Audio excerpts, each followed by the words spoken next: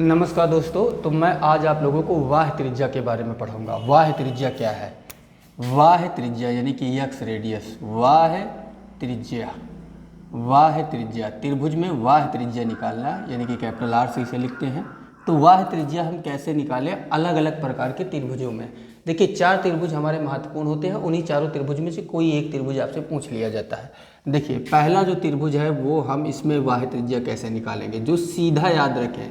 एक होता है समबाहु त्रिभुज यानी कि इक्विलेटरल ट्रायंगल। समबाहु त्रिभुज, समबाहु त्रिभुज आप जानते ही होंगे।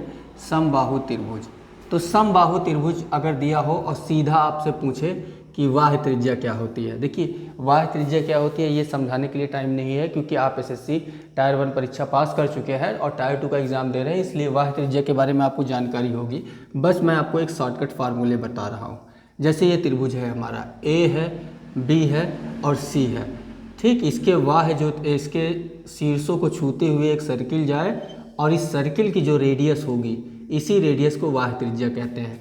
अगर ये समबाहु त्रिभुज है, ए और ए, इसकी सारी भुजा बराबर है, तब सीधा आर बराबर हम लिख सकते हैं ए बाई में √3।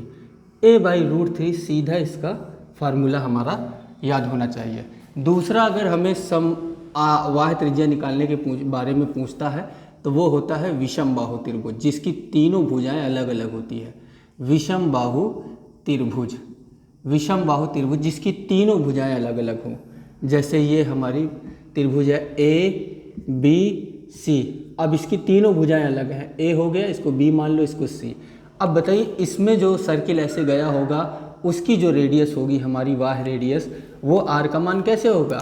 जब सारी भुजाएं ये थी, एक थी, तो ये था आर का मान। अब सारी भुजाएं अलग अलग हैं तो आर का मान क्या होगा?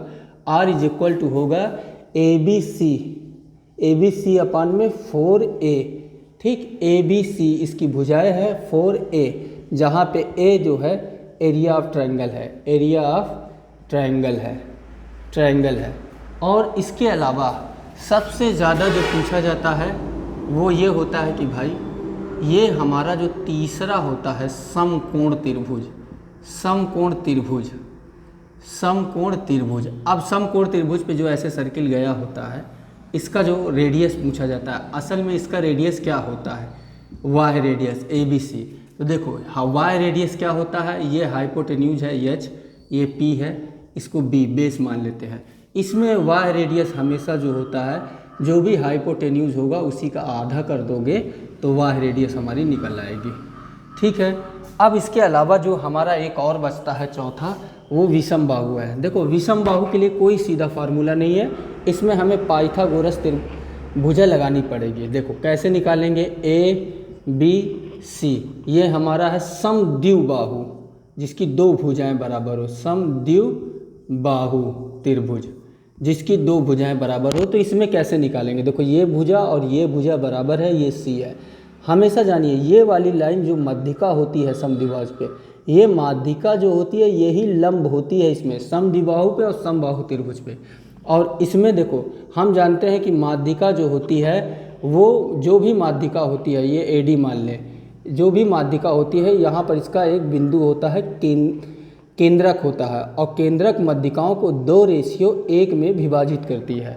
तो हमेशा याद रखिए कि एक वाला आंतरिक त्रिज्या को प्रदर्शित करेगा और 2 वाला बाह्य त्रिज्या को प्रदर्शित करेगा। तो इसमें हम कैसे निकाल लेते हैं?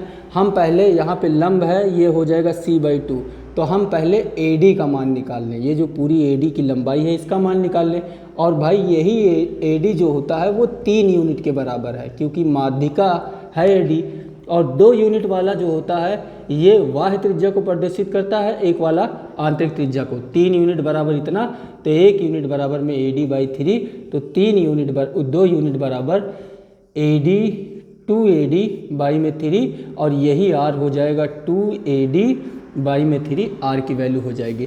तो इस तरीके से सीधा हम याद रख सकते हैं वाह्य त्रिज्या निकालना है। समबाहु त्रिभुज जिसकी तीनों भुजाएं बराबर हो, विषम बाहु त्रिभुज जिसकी तीनों भुजाएं अलग अलग हो, समकोण त्रिभुज जिसमें सबसे ज़्यादा पूछे जाने वाला है, इसमें बस हाइपोटेन्यूज का आधा कर दो, निकल आएगा। फिर उसके अलावा देखो, इसमें विषम बाहु में सीधा याद रखिए, विषम बाहु में ऐसे ही हम फार्मूला अप्लाई करेंगे और निकाल लेंगे आंतरिक त्रिज्या और बाह्य त्रिज्या दोनों। आई होप ये वीडियो आपको अच्छी लगी होगी। अगर आपको वीडियो समझ में आई होगी तो लाइक करें, सब्सक्राइब करें। Thank you.